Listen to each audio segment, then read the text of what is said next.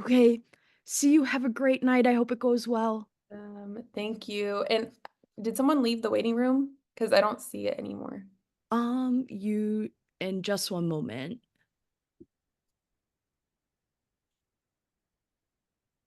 Okay, perfect. Thank you. Absolutely. Bye. Bye.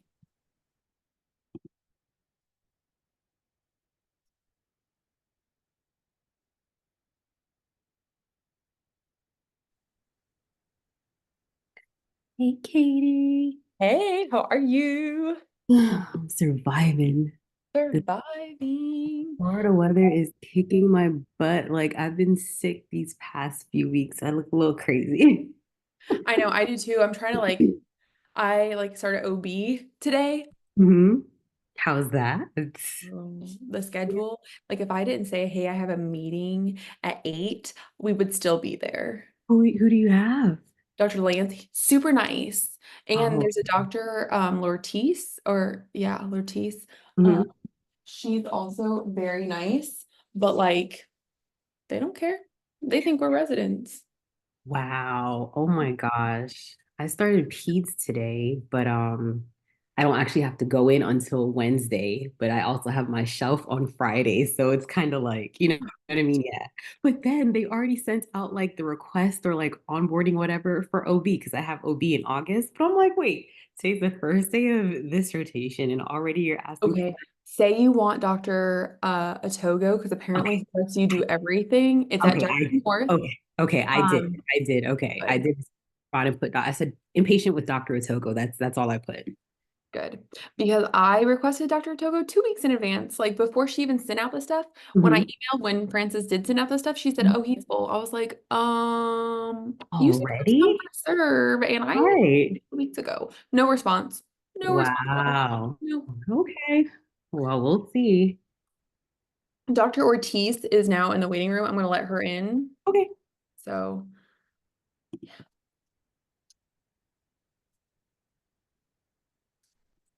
hi, Dr. Ortiz. Sorry for the 1 hour wait.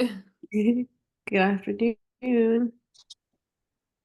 Hey, no worries. It actually worked out perfect because I had just gotten home. So Okay, it gave cool. me an hour to be human. So it worked out.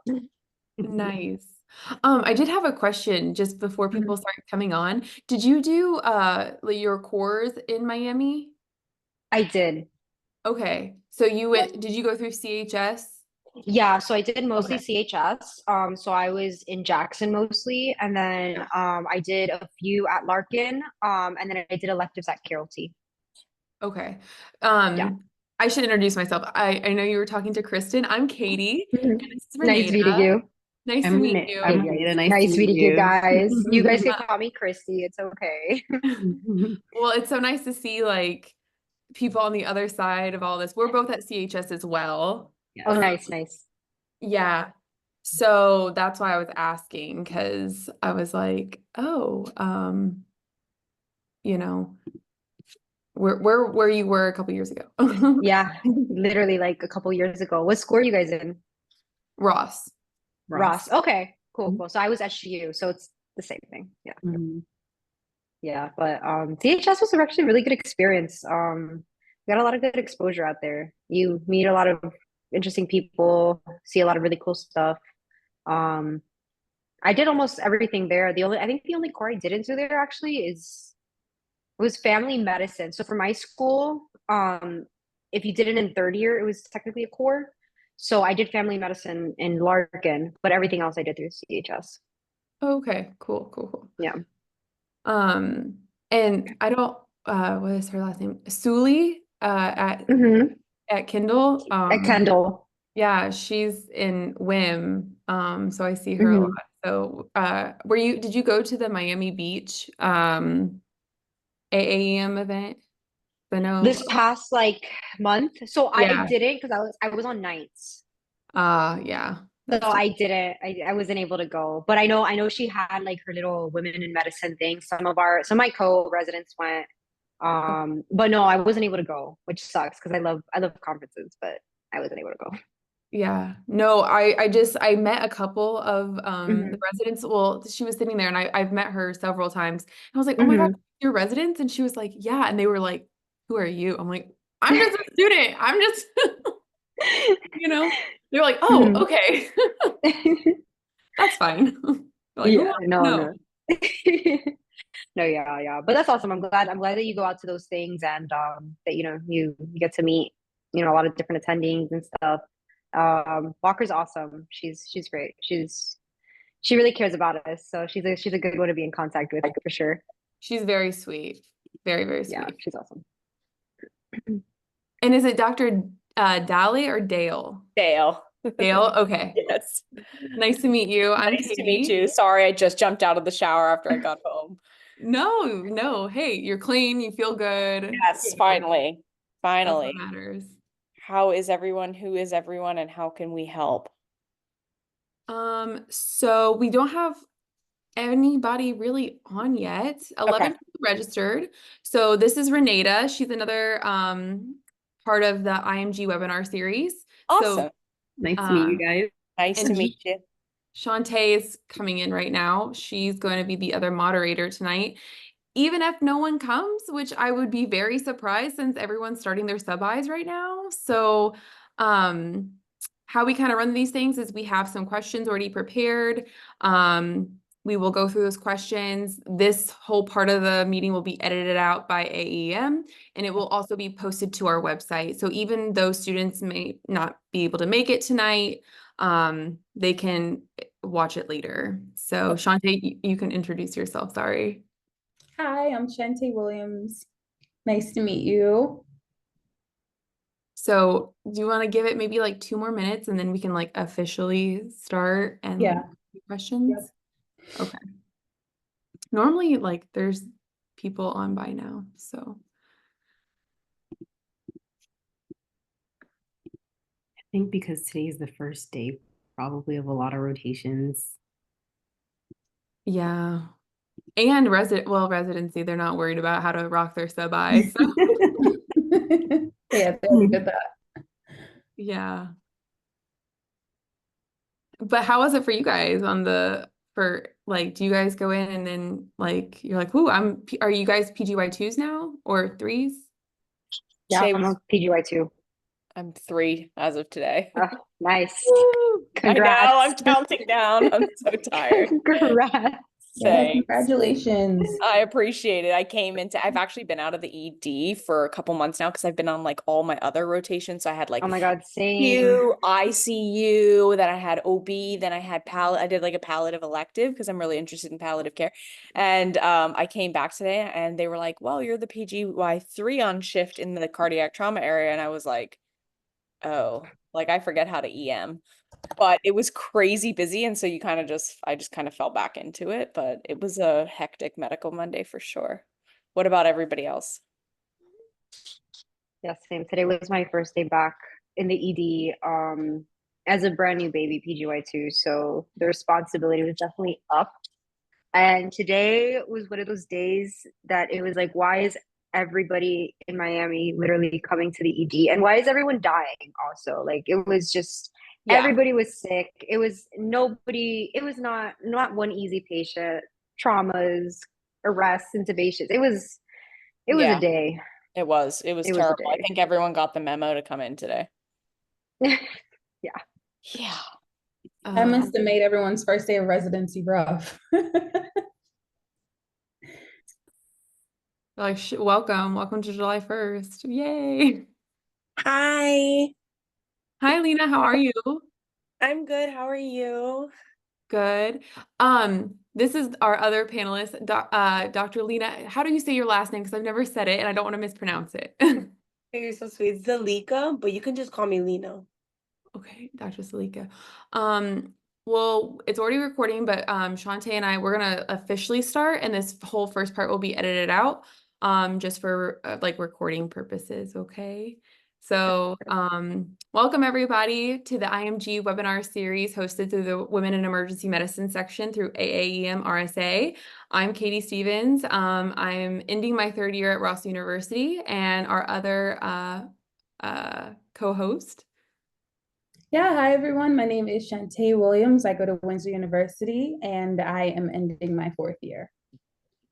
Awesome. And we have three wonderful panelists that are taking their time to share their knowledge with us on how to rock our sub-Is tonight. So Dr. Ortiz, do you want to introduce yourself first?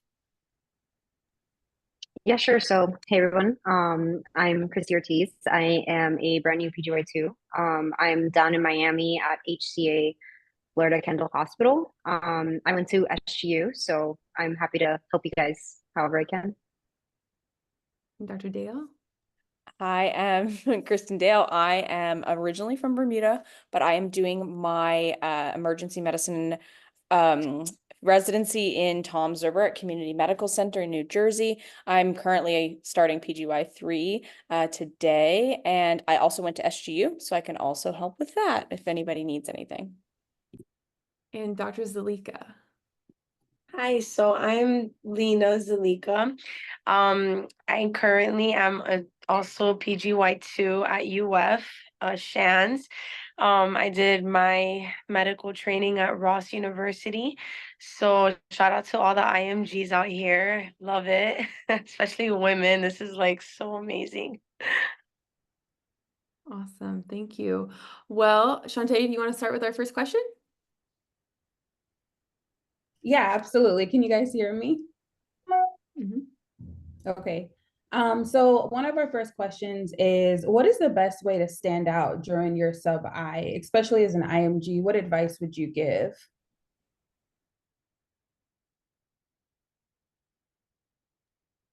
So, I think one of the best ways to stand out is really just caring. Like just showing up and caring that you're there and like caring for what you do. I feel like a lot of students, especially now that I'm on the other side, you can really tell the difference when a student is there and they're like pouring their heart and soul into something versus when they're there just, you know, to finish an elective. And I think that's just so important, showing up, introducing yourself, asking how you can help. You don't have to know every single thing that there is to know about emergency medicine, but just like showing up and like caring that you're there and caring that people are taking their time to teach you, talking to the patients, getting a good history and physical. Like, I think for me, that's the biggest thing. Like when I see students that show up and are like, yeah, like I'm here to work and I'm here to, be a part of the team. Yeah, similarly to piggyback off of that, I think most of the students, I don't even remember their schools, where they're from most of the time. I just remember they showed up to shift. They showed up on time. They showed up with a good attitude. They introduced themselves to the team and they were proactive. That's the biggest thing, I think, in being like, is there a patient I can see? Even if you don't nail the history, just being proactive, checking up on that patient that, we get you to go and see, coming back, if you have access to the EMR and you're able to look, like sometimes saying to the resident, oh, I saw that CAT scan came back and it had this. And it's like, oh, wow, that student is really switched on. That student really wants to be here, really wants to engage. And not falling. I know it's tough as a medical student because you want to be relevant, but you don't want to be in the way. And it can be kind of awkward, but just making sure that you're present and that you are interested is a big thing. Again, you don't have to know everything. It's just showing that you're interested and you're willing to learn. And if someone gives you real-time feedback, like, hey, make sure you follow up on the patients, make, an active effort to do that.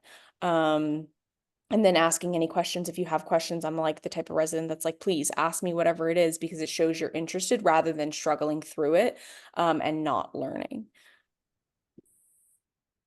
Yeah, I can piggyback off of that too. I think that's super important.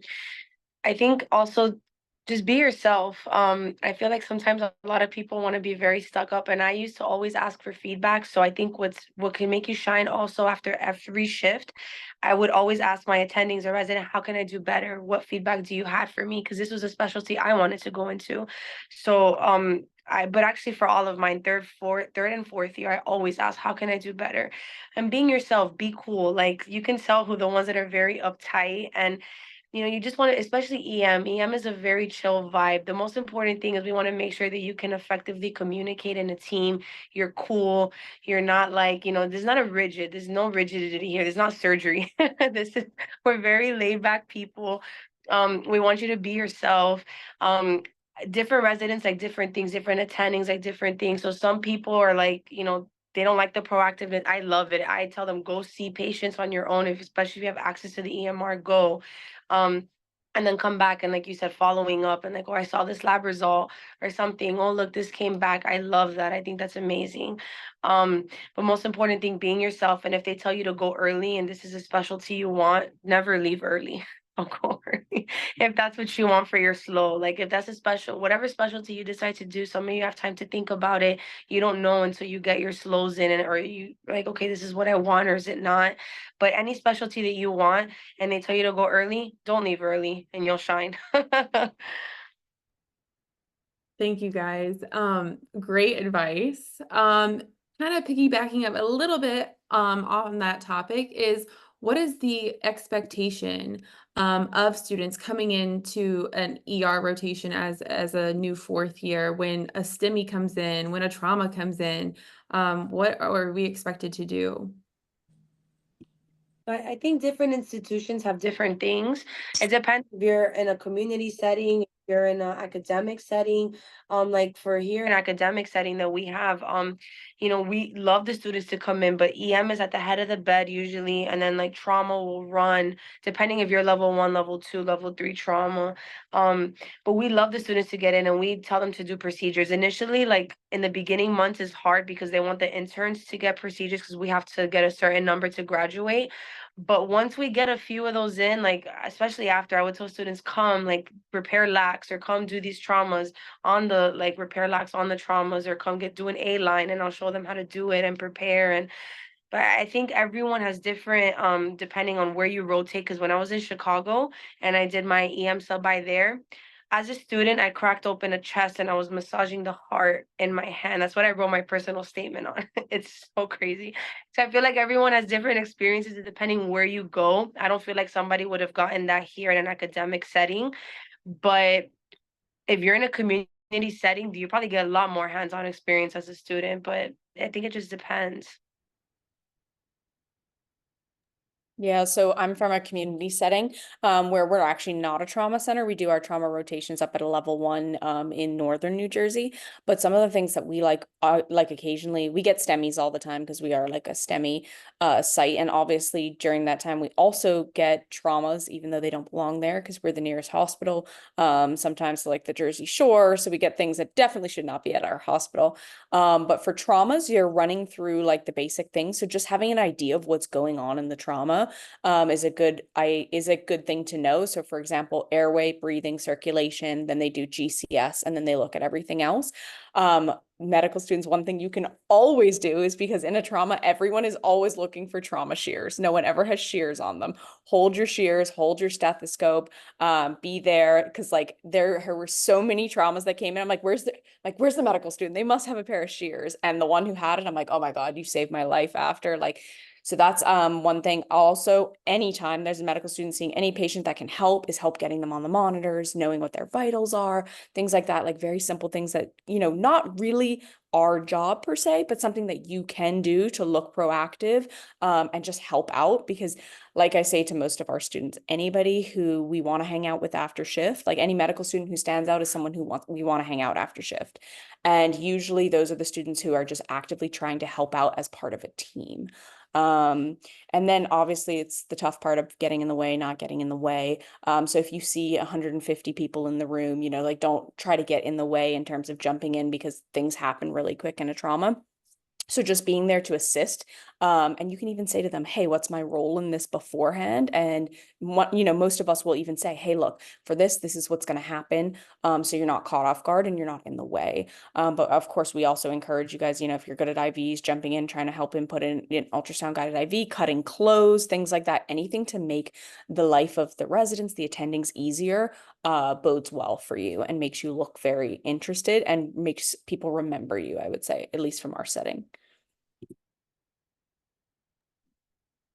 Yeah, so kind of going off of what both of them said, I'm kind of a mix between community and academic. So we have a lot of opportunities for students to be involved.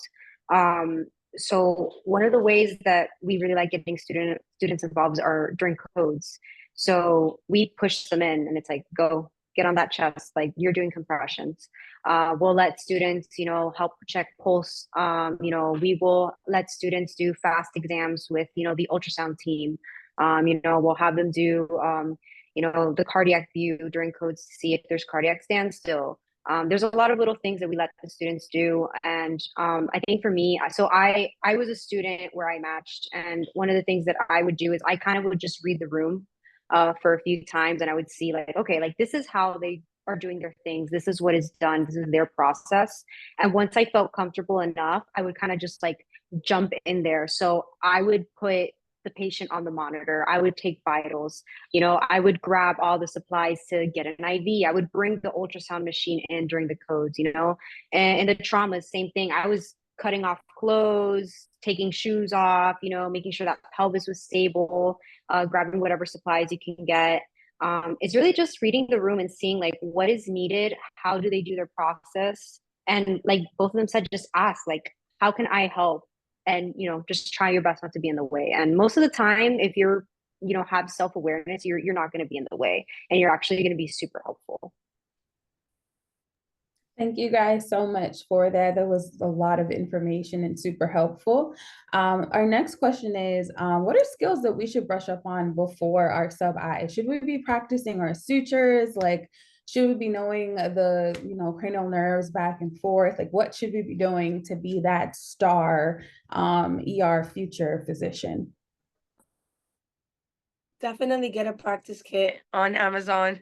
They're super helpful. Of course, skin is never as tough as it is there. It's a lot easier to suture in real life, but if you know how to do your one-handed tie, not that you have to learn, because you could just use the hemostat and like whatever, but just practicing on those little things are going to be important. Yes, because I let the medical students do lax. If they're complicated, I'll start it and then I'll have them come and finish the rest up and make sure they do one good. I'm like, okay, cool. That's super important. I'll definitely touch up on those. Know your cranial nerves. Yes. I would definitely touch up on your basic physical exam skills, because that's important. And again, you're not expected to know everything, because sometimes you guys are not we're still learning. We're students of life. So as long as you understand that and don't come in, the one thing I will always say, don't lie. Don't say you did something when you didn't do it. Just say, oh, I didn't think of that, or I didn't know, because then that becomes like you don't want to do that. And there's nothing wrong with not knowing. Straight up, I don't know. Oh, I didn't think of that, because I'm working with a medical student right now, and I asked her, well, what are you thinking? I didn't think of that. And I was like, oh, did you do the Hammond test? Because I was thinking DVT. He just had surgery, this, that. Oh, I didn't think of that. I said, okay, no problem. I said, let me show you how to do it. So when I'm doing the physical exam finding, I'll show you, and then now you won't forget it. But I always give the student a chance to kind of do everything on their own first, and then back to me. And then, you're here to learn. You're not expected to know like a Hammond. You know what I mean? Some things are specific to certain things, but basic, at least cranial nerves, checking pupils, doing the H test, knowing what nystagmus looks like, belly things, definitely touch up on those skills. But you're not expected to know like every little thing. Just, this is the most important friend here. Make sure you listen to breath sounds. And I think, yeah, you're good. Just don't lie. That's it. Yeah, I think that's a huge one. Don't lie, don't say you did something and you didn't, because automatically you're discredited. And even if you don't mean to, you're like, oh yeah, their lungs are clear. And then we go and listen and we're like, really? You didn't hear that like grade 4 murmur? You didn't hear that? And so it just discredits you altogether. So I think that is a big thing. And if you did forget, just like you said, say, oh darn, I forgot. But let me go back and do that. Or when you go in with the patient, I'd like to see you do that if you're not sure. Again, being open, honest, transparent, and present, I think, is the biggest thing. Yeah, and I think, the most important thing also is just like, you're going to go into this not knowing a lot of stuff, and just paying attention and listening to, when the attendings are like teaching you stuff, and then like reviewing things, so that then the next time when it pops up, like, it, that's I think sometimes more important than knowing, all these things before you show up, because you are a student. You're not expected to know everything. And one of the main things that EM, programs love to see are students that are teachable, because that means that that they're going to be a teachable resident. So if you're somebody that didn't know something, you got a whole lecture on it, in the ED, after you saw a patient, you go home, you study it, and then you see it the next day and you know it, like you're gonna look so awesome because it's like, wow, not only is this person listening to me, they're taking the time to read about it at home, and they learned something, and then these are the things that stick with you. And one of the things that I did as a student was I had the SAEM M4 curriculum. I could send the link in the chat. It's a really good tool. It has like different like approaches, like so it will be like approach to abdominal pain, cardiovascular, endocrine, and et cetera, whatever, all the body systems. And anytime I saw something that I was like unsure about or I thought was interesting, I would just like go to my computer and open it up and like read the little article. And that kind of helped consolidate what I just learned and what I just spoke with my attending or my resident about. So I'll send the link now. Thank you. Yes, thank you so much for that. So next question is, how do you express interest in the program that you're doing your rotation at without being too weird and saying, hey, I want to come here?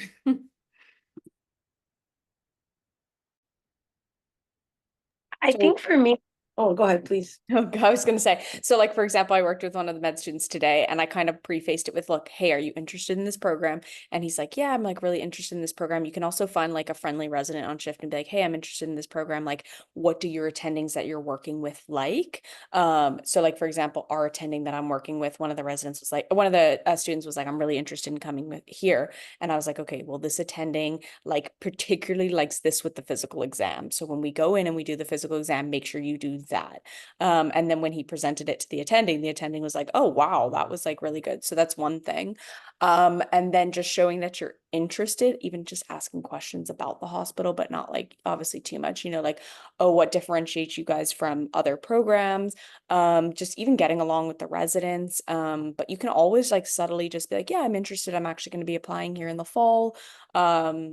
Like obviously not too much, but it's fine. Like I like to know that the students are interested in our program. I'm also never offended if they're like, hey, I'm not really looking to match in New Jersey. And I'm like, but are you interested in EM? Are you looking for a letter? Like these are the things to look good and to do. So I think subtly slipping that in, again, showing you're keen and interested, asking questions about the particular program, getting to know the residents like on shift is another good thing.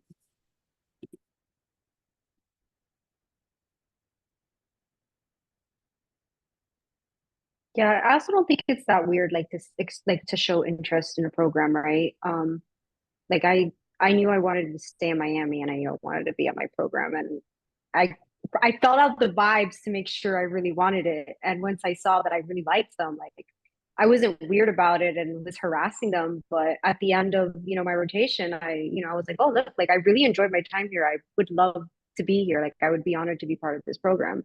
And I think that that's something that's important because you know if they feel the same way about you, then they know, okay, this is somebody that we want here, and this is somebody who will thrive here and will be great here. So I wouldn't be shy about saying like, hey, I like your program, I want to come here, if that's truly what you feel. And obviously, like, just don't harass people about it. Just be like, hey, I like your program, like, and that's it. Yeah, biggest thing, just be yourself, be cool, be honest, be open. Like when I was a student, I took my step 2 during my EM rotation, my EM block. So it was tough, I was stressed out because I was on the cusp. And so I wanted to make sure I hit it on time. But I would always ask the chiefs and stuff like, hey, how am I doing? Again, asking feedback after every shift. But I did that all throughout third year and fourth year. I just wanted to grow for my personal development. And I always got told like, you're the right amount of like cool. Like you're not like, I know where you are, because there's some students that disappear for hours. I'm like, well, where'd they go?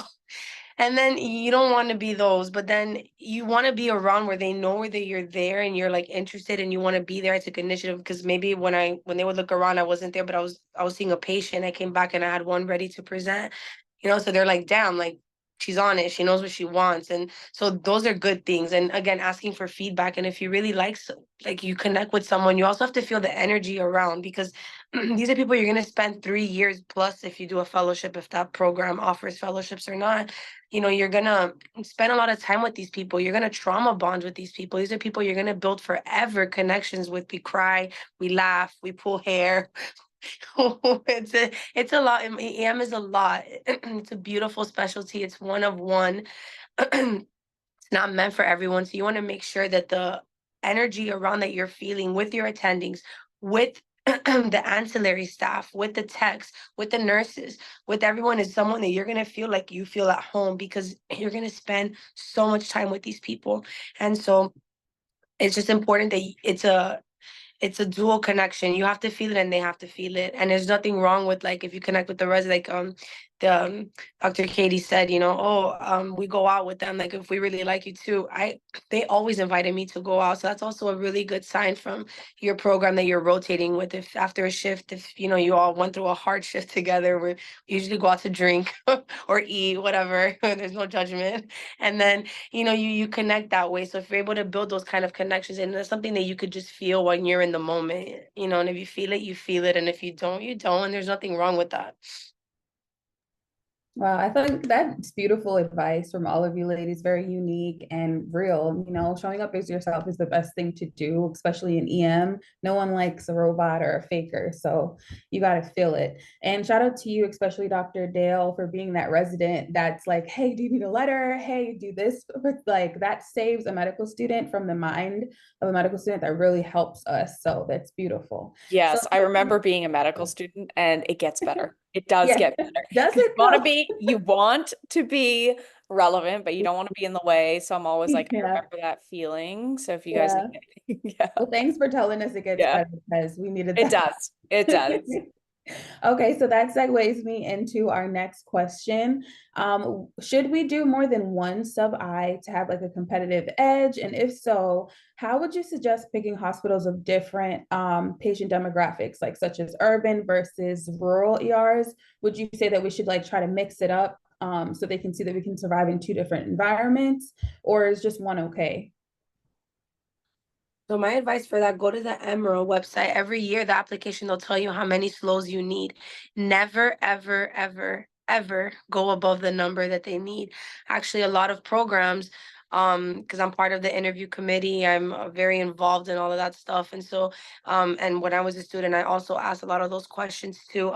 It actually, you take a spot, like, so I had some students that did like 4 or 5, but then you're taking an opportunity from someone else that needs it, a student that, because we only need usually 2. Sometimes it's been 3 previously, but for the last 2 or 3 years, it's only been 2. And you need like 3 or 4 letters of rec, but only 2 slows. So only get your slows and what you need from EM. And that's it, because people think, oh, getting more is better, but actually no, because you're taking a spot from someone else that actually needs it. And so I would just recommend doing what they need. And then the mix of community in this, I think it's beautiful to get a mix of everything to see what you like, because you don't know what you like until you actually do it. But also it's up to you if you feel like, you want to do one like this, one like that. I realized like I needed to be at a trauma center. Like I wanted to do trauma. Trauma for me was huge. And so and peds and things that just match to what kind of you want and are specialty driven. Like mine, for me, like peds is longitudinal. Most programs, peds is just like 1 month out of like a year for 2 blocks, and that's it. And for me, I felt like I wanted to be very strong in my peds, because you just never know, if a kid cardiac arrested in front of me, a 2 month old, I can safely intubate this 2 month old, a 2 day old, a 10-year-old, with my eyes closed. I feel that confident. And so for this, I think it's things that you need to look for in a certain program, that what can make you a better doctor, what things do you want for you that you'll need to practice in the future. And then that's where I would suggest to look and see, okay, what programs offer that. Do they take IMGs? Do they not? Because also we're kind of sometimes limited, and sometimes we're not able to get the spot. But I believe there are no accidents, so things happen for a reason, and everything's a blessing in disguise.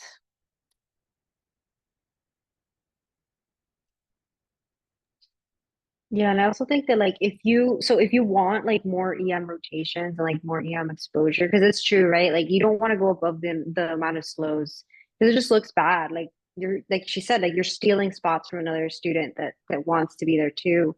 Other options would be like rotating in community center that don't have residency programs. You know, you can just do an elective there.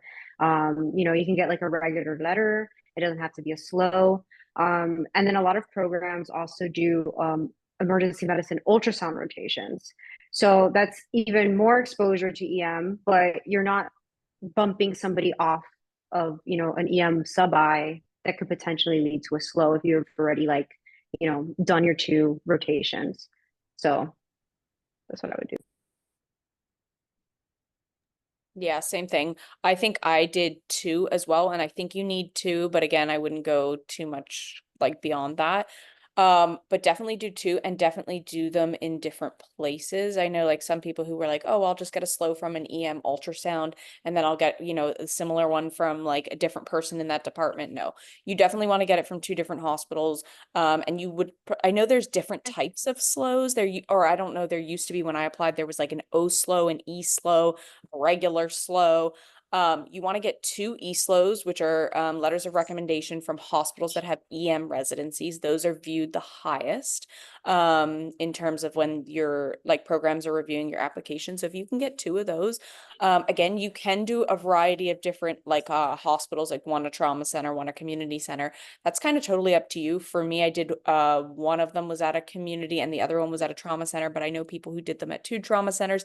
I don't think when it came down to that, like that part was as important as just getting the 2 slows and like kind of marketing yourself during your rotation. So I don't know if the setting necessarily is like something that you have to like worry about. I know it's hard to get sometimes the EM sub-I spots. So if you can only get it at 2 hospitals with similar patient, you know, backgrounds, it's not a big deal. Just getting a good letter is more important than not getting one for sure. Thank you guys. So I know that the ERAS application says don't signal the programs that you do your sub-Is at, but do you guys know why that is? And if there's a different way to kind of show that, hey, I want to go here, if they would be a signal? I think it's just because it's assumed I rotated here.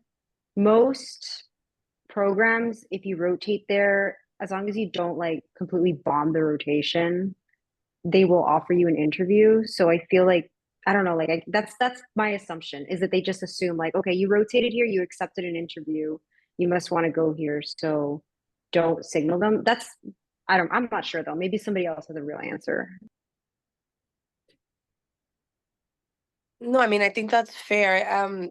I when you rotate with them, like the second place that I rotated at, because Sinai doesn't have like residents rotate through them from like Rush and stuff, but they didn't have like an actual like residency program in Sinai.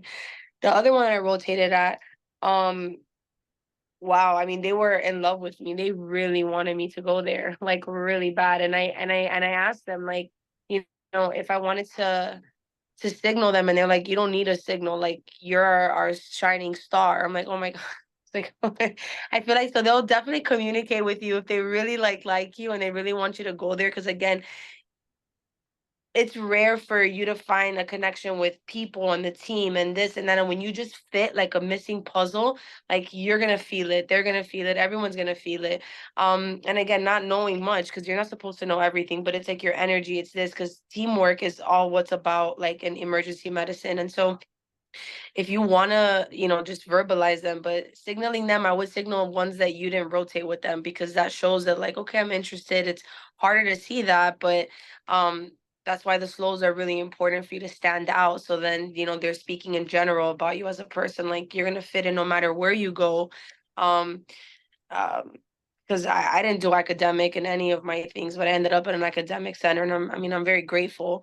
Um, so I just think that, you know, it happens what's meant to happen, but you don't have to signal the ones you want to, because again, if you feel it and you like it, they're gonna let you know, and so you as well will let them know.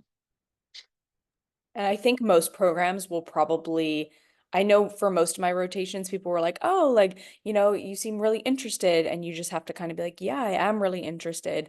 So I think they kind of hint at it. I think it's kind of like a mutual thing where, again, you do feel it. But I honestly don't think there's anything wrong. And I encourage our medical students, if you're interested in the program, do make it known, because we will try to get you more involved versus some students who come and you can tell they're just here to fulfill a rotation. Well, I'm not going to pour my time and energy as a resident who's seeing a bunch of patients and doing things like that to try to be like, oh, come and do this with me. If they're really not interested, I'm like, look, it's no problem. If you want to go into surgery or you want to go somewhere else, not a problem. You're just fulfilling a rotation. I respect that. I get it. I was a fourth year medical student too. And I was, doing, an IM rotation that I was not interested in at all. I get it. So I'm just kind of like, if you are interested, I do think it's important to at least let the residents know, or just to make it known.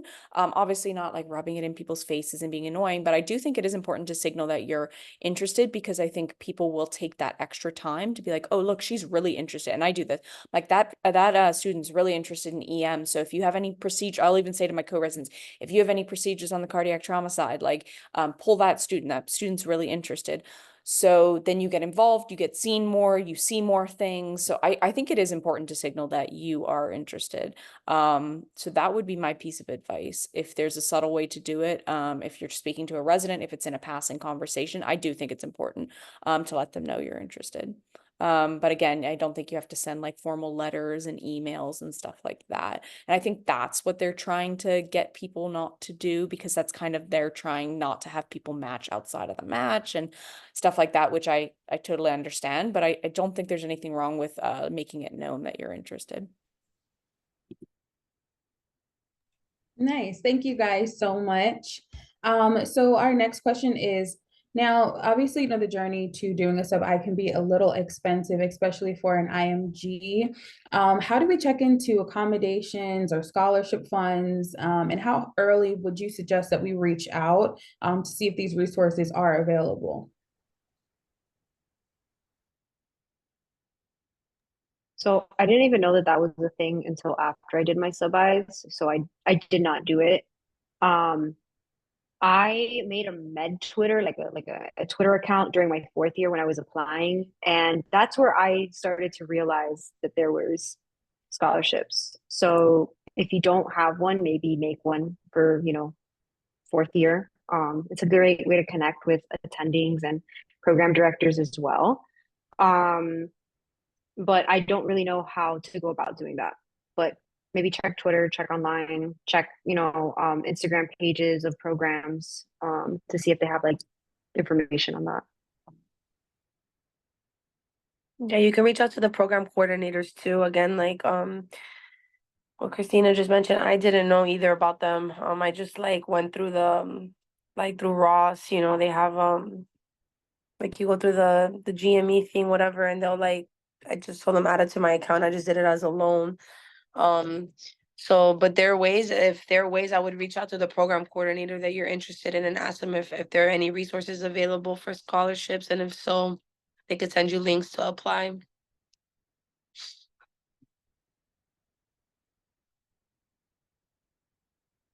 Yeah, unfortunately, I don't have anything to add for that, because I didn't know they existed either, and I did most of mine in state, so there wasn't a whole lot of like traveling for me. So unfortunately, I can't speak to that. But if I do hear anything, I'm happy to pass that along. That would be great. And we can exchange emails and everything at the end and put it in the chat. But during your rotations, did you ever feel that there was any kind of stigma coming from being an IMG? And if so, how did you get over that or push through feeling that way? So to be honest, I feel like the fact that I was an IMG, I actually got a lot more attendings telling me like, we prefer you guys. Like, you guys are such hard workers. You guys show up, you're dedicated. Like, you have gone through it with, the whole stigma of, oh, you're an IMG, you need to work twice as hard. You went to an island. I didn't encounter that in clinicals. The first time I actually encountered that was on the interview trail, which was shocking. But regardless, I never had an issue with attendings. knowing that I was an IMG. People don't typically care. I feel like people will ask, oh, like what school did you go to, whatever. But they don't really care. They care about you and like how dedicated you are as a student, and if you're showing up and if you're doing what you're supposed to be doing.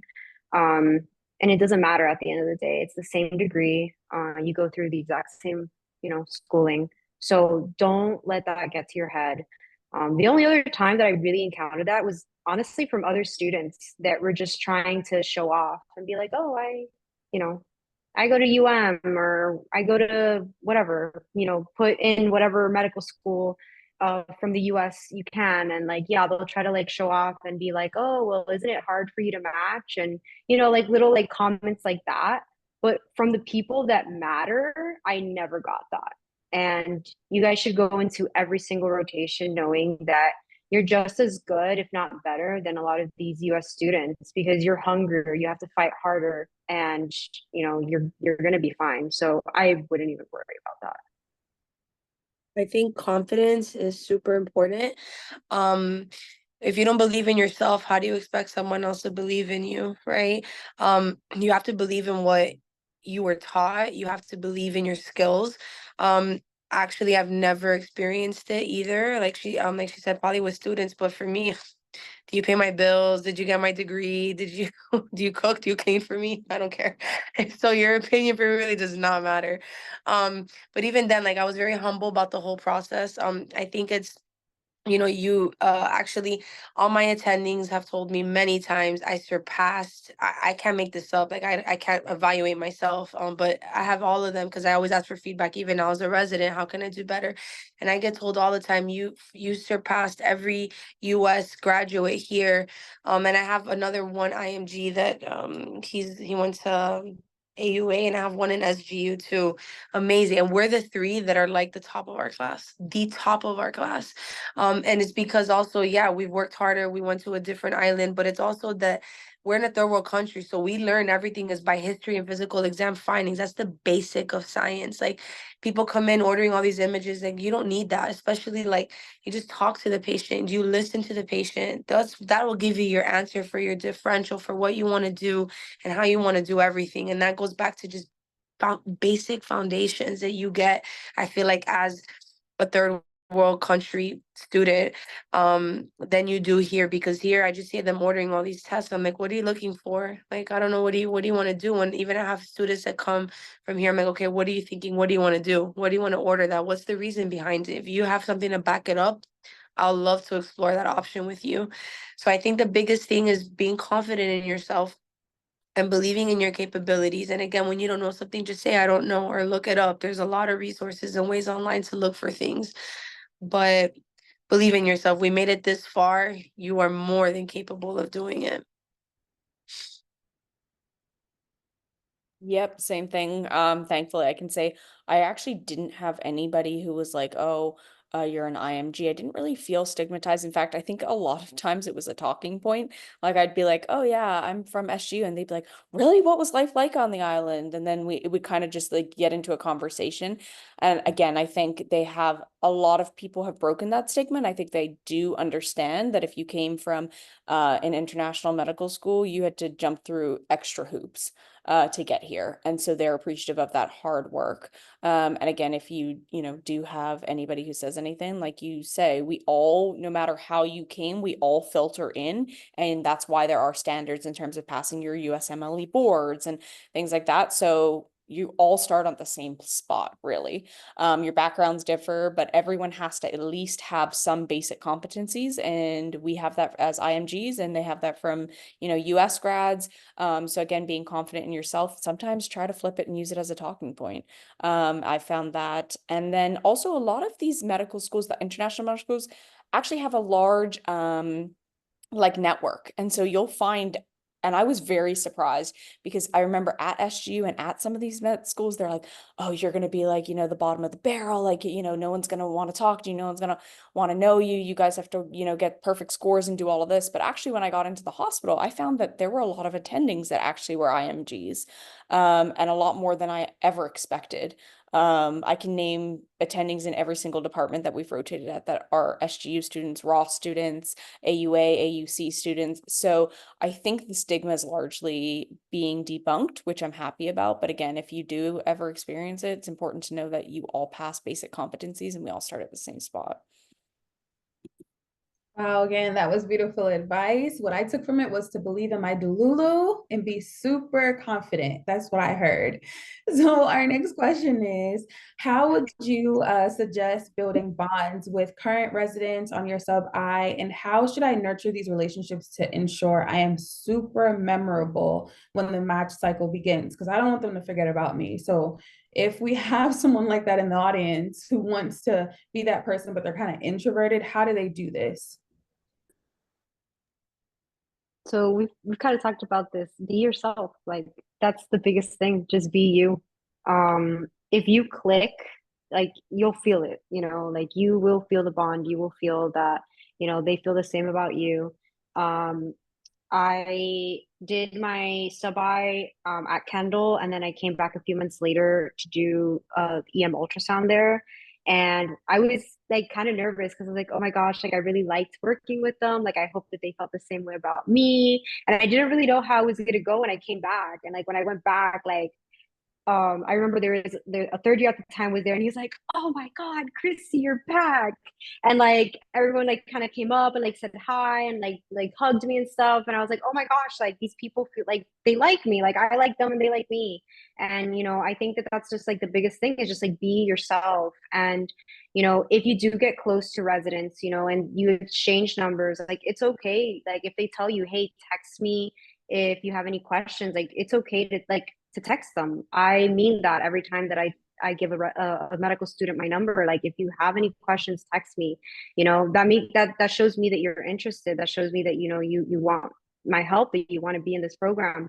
And then also, once interview season starts, go to the socials, go to the second looks, make sure that you show face, and like show them like, hey, I want to be here. I am here on a day off for this social event that I was invited to. I'm going to show up and I'm going to go.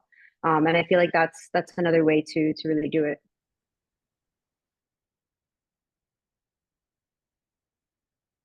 Yep, and kind of like that. Honestly, the students that I'm like, let's match them are the ones that I'm like, I want to hang out with them after shift. And I think in the ED, we have really cool people, and I think most of us are pretty down to earth, not really high strung, are kind of like not a lot of things bother us. We see everything, we do everything, so we're pretty just laid back people. And I think if you're interested in EM, that's one of the best parts about it. Again, if you're yourself, you'll find the right place because you'll click with the right people. So being true to yourself, it sounds cliche, but is definitely there. Like there's some programs where you're going to be yourself and you're going to feel like this just doesn't really fit my vibe. And then you'll go to other programs and you're like, damn, I'd love to spend more time with these people. That's where kind of to put your energy in. Again, I agree totally with what Christy said in terms of showing up to the socials and stuff. The more times they see your name, the more times you have a conversation with them. I know shift gets busy, but the more times you show up, the more times you have a conversation with them, the more we feel like we're building bonds with them. The more likely we're like in interview season, I really like her. We've got to get that student. And being yourself and just being, honestly, a lot of the students, the ones that I'm like, let's match, are not the ones usually that are like the smartest, the ones who want to show off on rounds, who want to do any of that. It's just the people who are cool, genuine, down to earth, and I want to hang out with. Because like my attending says, the best residents are the ones that can be taught. They would take a resident who can be taught, who's willing to learn, over a resident who comes in knowing everything as it is. So be a student who's willing to be taught and be interested, be a good person, hang out with us. And I think that's the most memorable thing to do as a student. I want to spend time with her. Let's rank her,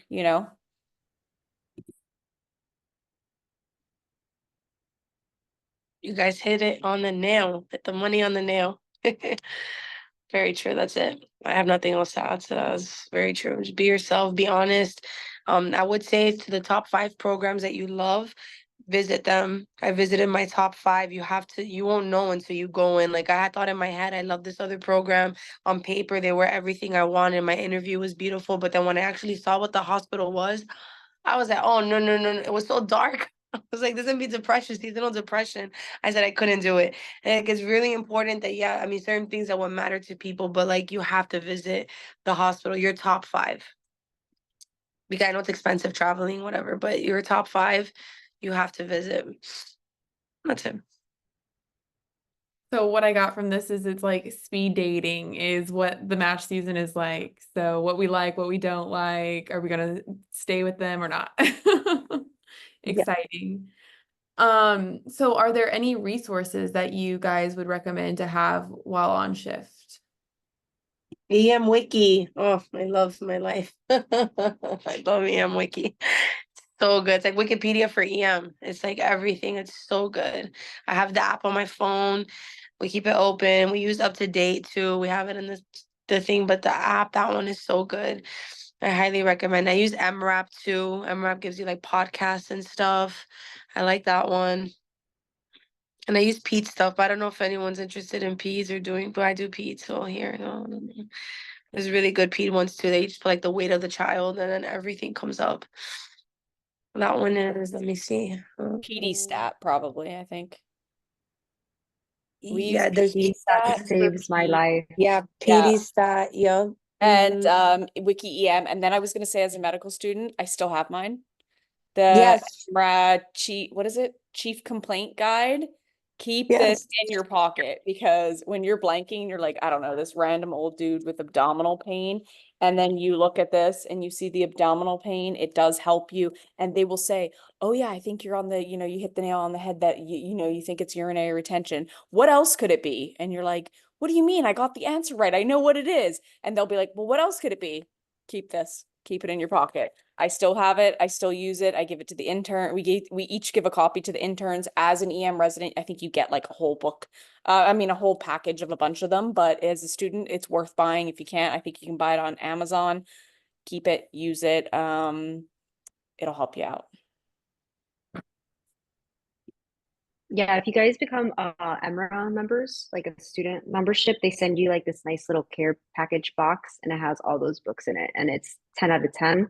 As a resident, you get a nice little upgrade and it's like 10 out of 10 as well. And they bring to these, those are the ones that they put Yeah, them in. Good. Oh my God. it's great. It's great. And then I loved it so much that I actually bought the Emra antibiotic book in the app version.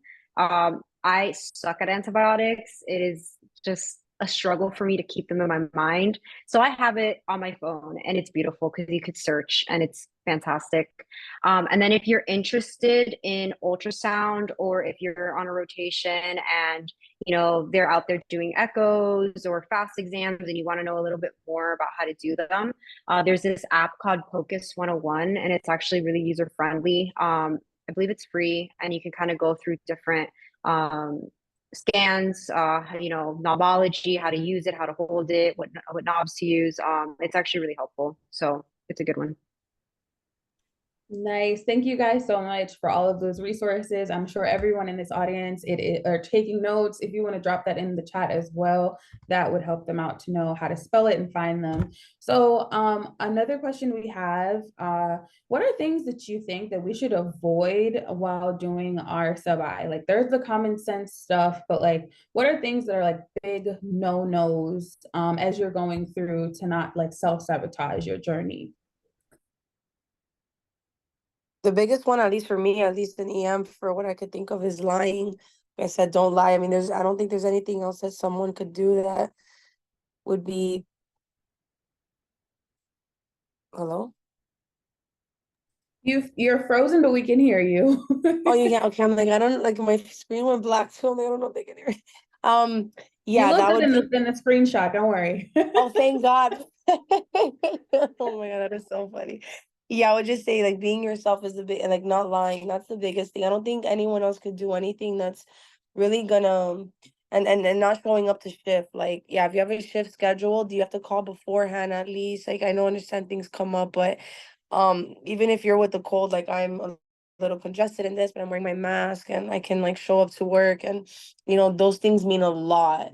I think those are the biggest, like calling out like a second before your shift. That's terrible. Don't do that. And then lying. That's at least for me. Be on time, but like, maybe not right on time, like a little early, show initiative. Um, one of my biggest pet peeves is people showing up late just because I'm always the anxious person that shows up like 15 minutes early. So I hate when people show up late.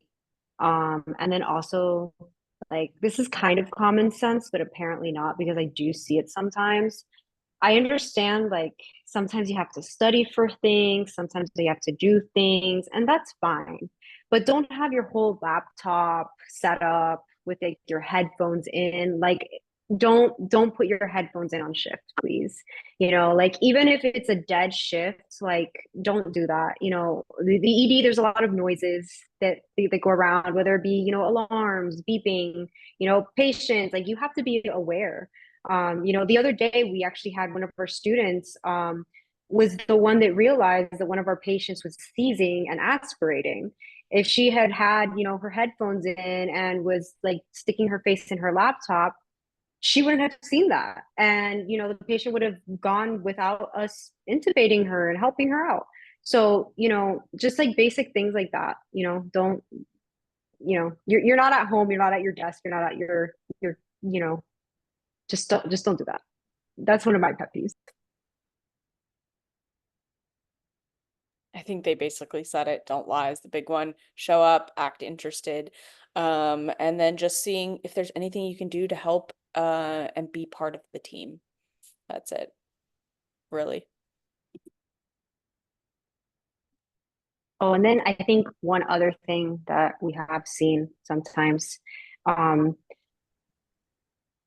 showing off is good. We want you guys to show up. Like if you know your shit, like show us, like tell us, like I want to see that you know your stuff. But don't be acting super cocky like you are a like second, third year resident, like that. We were all students, and sometimes, sometimes things that we don't know, and that's okay. And sometimes you help me and you tell me and you remind me. But I have seen students like embarrass residents in front of their attendings, in front of their patients. Like, don't do that. Just be humble. Like we're students of life. Like we're always gonna learn. You're gonna learn something new. What one person knows, the other one doesn't. Be humble. Like that's the most important thing I have to say to anyone is like just be. I always ask for feedback. I'm a second year. Tell me you know so much. Yeah, okay. Where I learn something new every day. Like if I acted like I would not ask my attendings after every shift and my senior residents, how can I all my seniors as an intern every day I would ask them, how can I do better? No, Lena, you're picking up, you're doing great. Like even if I didn't like disagree or agree with what they're saying, but it's good to have an outlook on what other people think about you and how you can, better yourself. If you put yourself in a box or a tier where you think you're better than everyone, this is not the field for you because you're going to learn every day. You're learning with every single part of the body, from your neuron to a fungal toe infection to a ingrown nail to brain aneurysms to like everything and everything in between. And so if you put yourself like you think you're higher than everyone, no one's gonna want to work with you. I had a student like that, and I am again a part of the intern the interview committee, and I was like, yo, nobody wants to work with somebody like that. He thinks he's better than everyone. Like, who wants to work with it? I can't imagine being a second year and him being an intern, and no one wants that kind of energy or vibe around nobody. So yes, of course, be confident. You know what I mean? But there's a way and there's an energy of how you speak, especially in front of your and residents. You know what I mean?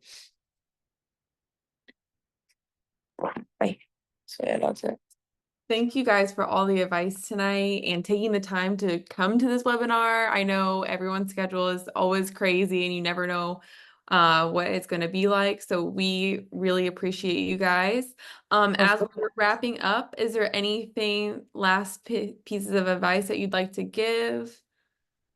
I have to run because I'm on shift. So I just want to say, because they're like busy now and the kids are coming in. But I just want to say, everyone, I'll write down my email in here. Just revert back to your ABCs. Be kind, be humble, allow yourself to grow, ask questions, never be scared. We're here for you. Be confident in where you went to school. Don't be ashamed of it. They gave you the opportunity to be where you are today. Be confident in yourself, but again, be humble. Be yourself, be true to yourself. Don't lie. And I'll write my email down. Like, I'm very open, whatever you guys need. I'm very transparent. Different programs, different things, whatever you guys need. Good luck. You guys got this. I'll write my email here, my personal one too, in case you, whatever, anything you need, just let me know. I'm sorry, because my attending is like texting me, come back to work. I'm like, okay, I'll be back. But take care, guys. Okay, good luck. Thank you. Bye. Have a good rest of your shift. I also put my email there. That's my personal email. You guys are more than welcome to email me as well.